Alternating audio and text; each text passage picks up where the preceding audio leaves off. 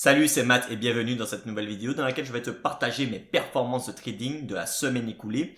Alors si tu ne me connais pas encore, sache que je suis un trader particulier financé par une propre firme depuis quelques semaines et je partage mon expérience ainsi que mes performances et mes opportunités de trade sur les réseaux YouTube, TradingView, Telegram et mon blog.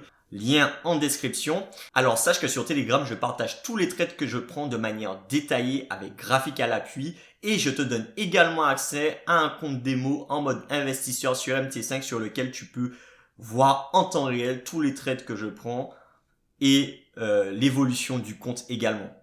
Maintenant, passons au vif du sujet, le bilan de la semaine écoulée. Et les performances sont globalement bonnes, même si elles auraient pu être meilleures. 1,68% de gains sur une semaine. 8 trades pris, 3 trades ont atteint l'objectif. 3 trades ont été sortis au point d'entrée. Et 2 trades ont été clôturés manuellement. En gros, aucun trade perdant, je ressors en positif avec un risque très limité puisque sur un compte de 100 000, je tradais chaque position avec un demi-lot, soit 0,5 lot. Et le trade le plus risqué était sur la livre sterling yen avec 0,4% de risque. Voilà. Maintenant, je vous propose de passer sur le graphique pour voir les trades que j'ai pris dans le détail et comprendre pourquoi je les ai pris et comment j'ai géré les trades. Me voici maintenant sur le compte démo auquel j'ai donné accès en mode investisseur à la communauté qui me suit sur Telegram. Lien en description de la vidéo. Voici donc l'historique des trades que j'ai pris au nombre de 8 cette semaine pour un total de 1638 dollars de gains. Vous voyez donc les volumes pris pour chaque trade, donc 0,5 lot par trade.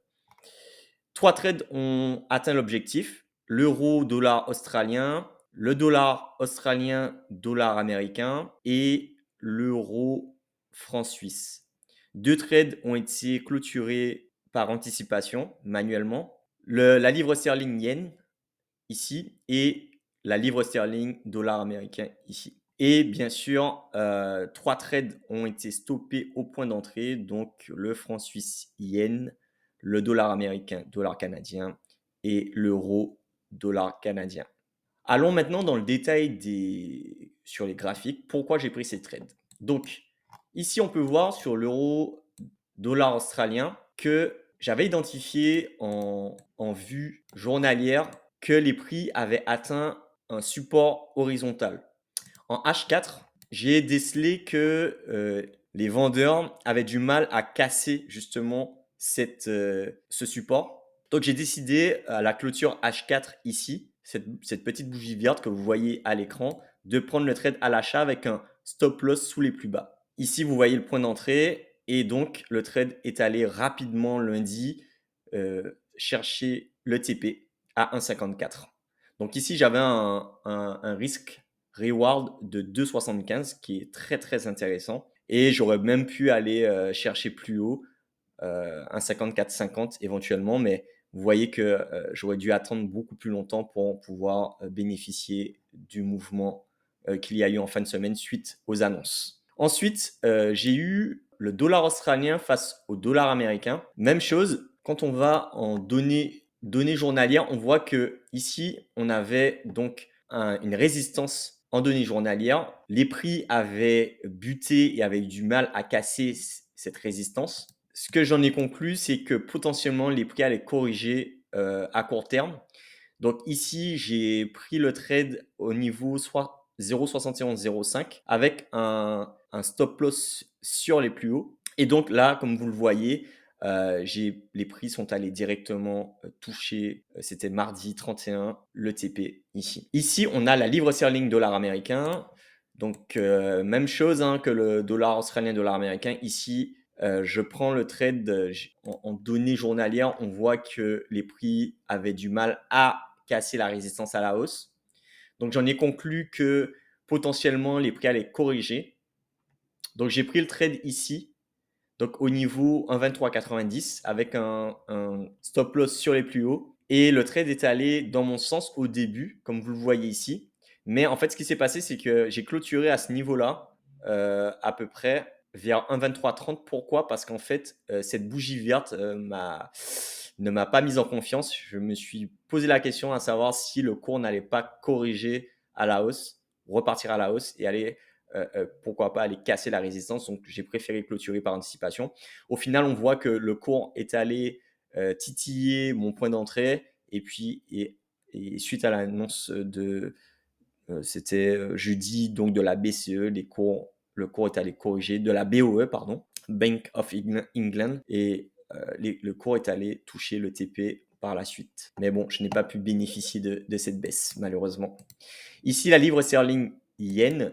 En données journalières, j'avais identifié potentiellement que les cours sur cette ligne, cette résistance baissière, que les prix avaient du mal à casser cette résistance. En H4, en fait, j'ai attendu la confirmation. J'ai pris le trade ici, à ces niveaux-là, 160,80. Et en fait, les prix ont fait un peu le yo-yo pas mal pendant plusieurs heures.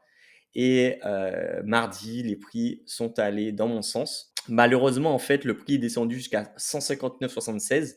Et en fait, le prix est remonté. Et c'est à ce moment-là, en fait, je pense que j'ai paniqué. Je me suis dit, oulala, ça sent pas bon. Je préfère clôturer par anticipation. Et je n'ai pris que quelques pips, 25 ou 30 pips sur ce mouvement. Alors qu'en fait, si j'avais laissé le trade vivre sa vie, ben, en fait, il serait allé toucher mon TP par la suite. Euro, franc suisse. Ici, en données journalières, j'ai constaté donc que les prix étaient sur un niveau intéressant. Donc en données H4, j'ai attendu la confirmation à la baisse. Donc j'ai eu une bougie baissière ici en H4 et j'ai décidé de prendre le trade au niveau 1,0030 et à la baisse avec un stop loss sur les plus hauts, comme vous le voyez à l'écran.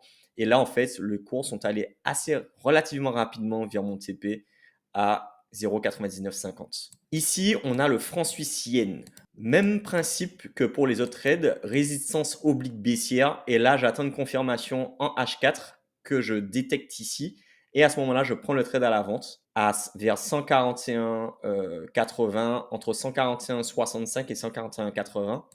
Et là, le trade part dans mon sens dans un premier temps, puis va aller corriger malheureusement. Donc en fait, ce qui s'est passé, c'est que j'ai monté mon stop loss au point d'entrée et je me suis fait stopper au point d'entrée.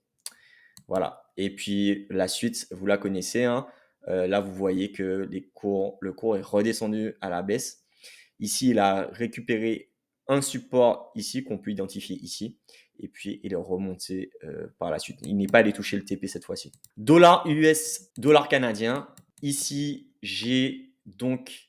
en fait, j'avais identifié une trendline haussière de long terme sur lequel j'attendais que les prix me donnent une indication de retournement.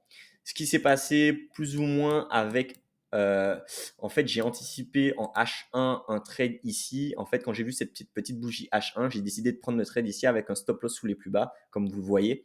En fait, ce qui s'est passé, c'est que le cours est allé rapidement dans mon sens. Il est monté jusqu'à 1,3080, 1,3380, pardon. Et puis, suite à l'annonce de la Fed, le cours est redescendu très vite vers mon stop loss. Malheureusement, en fait, j'ai eu le temps de mettre euh, mon stop loss, remonter mon stop loss au point d'entrée, donc je me suis fait sortir flat sur ce trade malheureusement. Et il ne manquait que 20 pips pour pouvoir aller chercher mon TP. Et enfin, le dernier trade, euro-dollar canadien. Voilà ce qui s'est passé en fait. Ici, j'ai détecté donc un rebond sur résistance avec un triple top, potentiellement un triple top. Et là, en fait, ce qui se passe, c'est que j'ai pris le trade à ces niveaux-là en H4. J'ai attendu la confirmation H4. Je prends le trade à ces niveaux-là à la vente, 1,4605. Et là, en fait, je prends la baisse. Malheureusement, j'ai remonté mon stop loss au point d'entrée. Puis malheureusement, les cours sont remontés dans la nuit de jeudi à vendredi vers mon stop. Et je suis sorti malheureusement. Et les cours sont repartis à la baisse dans le sens que j'espérais. Donc voilà, au final, 1,62% de gain sur la semaine avec des opportunités manquées malheureusement à cause des cours qui faisaient le yo-yo et pas mal de news sont tombés cette semaine entre la Fed, la BCE et la Bank of England. Donc, ça n'a pas aidé. Voilà pour le petit topo des trades que j'ai pris. J'espère que cette vidéo vous a plu.